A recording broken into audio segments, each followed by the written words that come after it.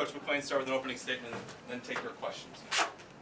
You know, I was really proud of their bounce back. To have what happened to us happen the other night, you either bounce back and respond, or you let it cost you another game. And really, from start to finish, we were locked in. And again, every game's going to have a game of runs. The good part was they had to use their run just to get back in the game. Then we took back control of the game, got the lead again, and just kept building until the end. And you know, probably the only negative was we didn't make our free throws as well as we should. But big stat was in the second half they had no offensive rebounds. In the first half they had 12. So again, a really good team effort. I don't look at it and go, one guy played really well, somebody didn't. Three guys in double figures. A really good team win. What did you say to the team after Friday to get them prepared mentally for this afternoon? You know what? Hey, we had some pretty hard conversations. And really after the game, I didn't say anything. I said, I'm going to go watch the film. And because I couldn't believe it. And this team has responded, and we've been ahead, and the lead comes back. And to have that happen, we didn't make the right plays. But I also knew we had to move on. And we had a good workout Sunday.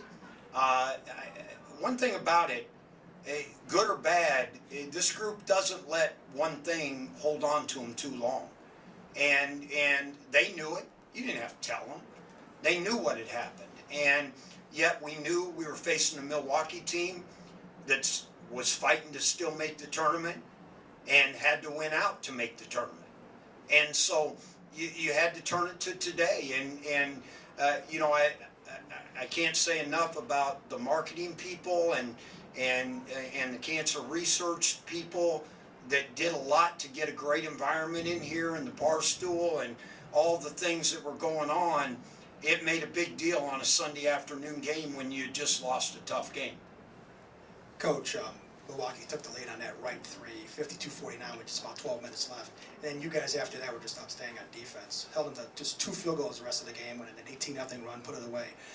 Do you think the light just went on at that point? Oh God, we're behind now, so we gotta like really push it? Well, I don't think so. I think more than anything, they hit a couple tough shots, like the 3 that 13 threw up from 28 feet, and it almost hit the top of the pavilion, and it goes in.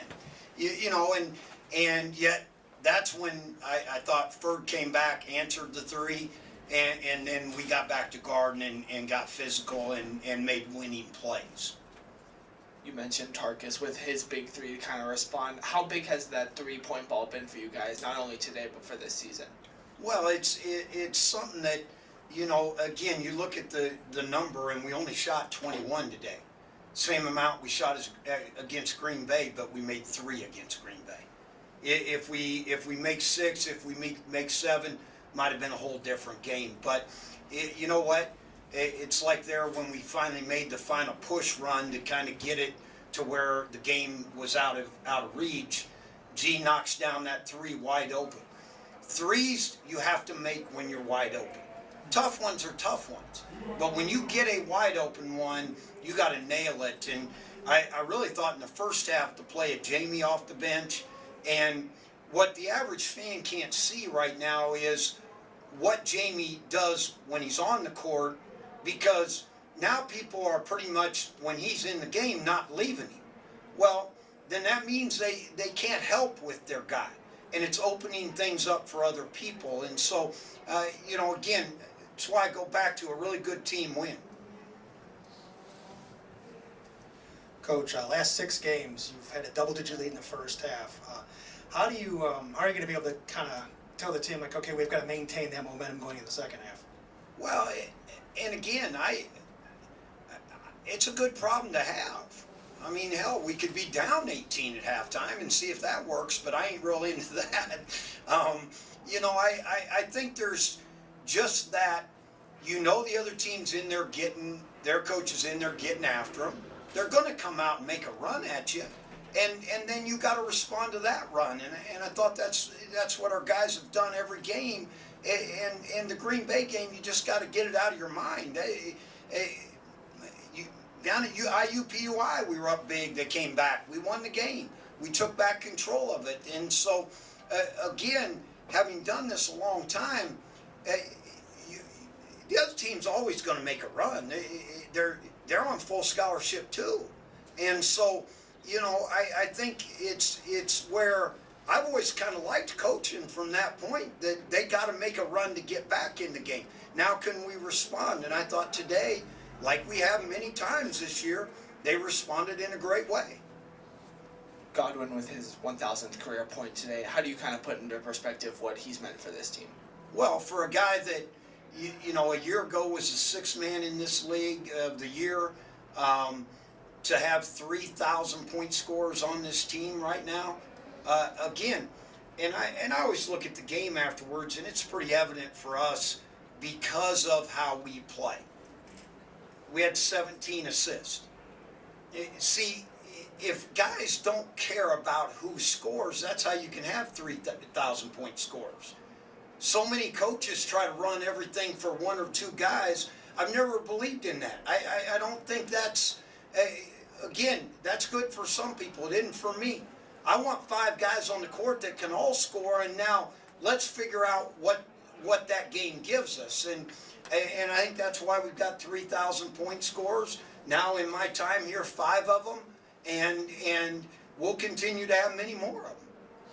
Coach, coming in this year, you lost your 2 bigs, unique defensive players in Ty and Clint. But you guys have made the great adjustment on defense. Talk a little bit about how they've adjusted so well, and now the fact that they're leading the conference in field goal percentage defense. Well, I think our bigs have continued to work hard, and they've continued to understand that they make such an impact when they're really good. And you forgot we lost to Kimbe too. And it's interesting, all 3 of those guys are playing professional basketball at some level. And yet we had to replace also 3 guys that had a lot of maturity. And so, you know, growth is an interesting thing. It's growth in life, it's growth in basketball. For new guys that come to college for the first time, I guarantee you they think they've worked harder than they ever have in their life. But they've also had to learn that's how you do it in programs that are trying to win. And I give those guys a lot of credit. They've continued to get better and better, and sometimes we have to do it by rotation, and some guys play more than others depending on who's playing good. I thought in the first half Jacob came in, was just okay. I got him out. Second half, he got the opportunity again. I thought he really came out and responded. So, again, we've been able to be a good defensive team by the fact that our coaches also do a great job of scouting and figuring out what we need to do, and then giving that to our kids. You can do a great job of scouting, but if you can't get your kids to buy into it, doesn't really matter. And I think the coaching staff has done a great job of getting these guys to buy into it. Anything else for Coach? All right, thank you, everybody.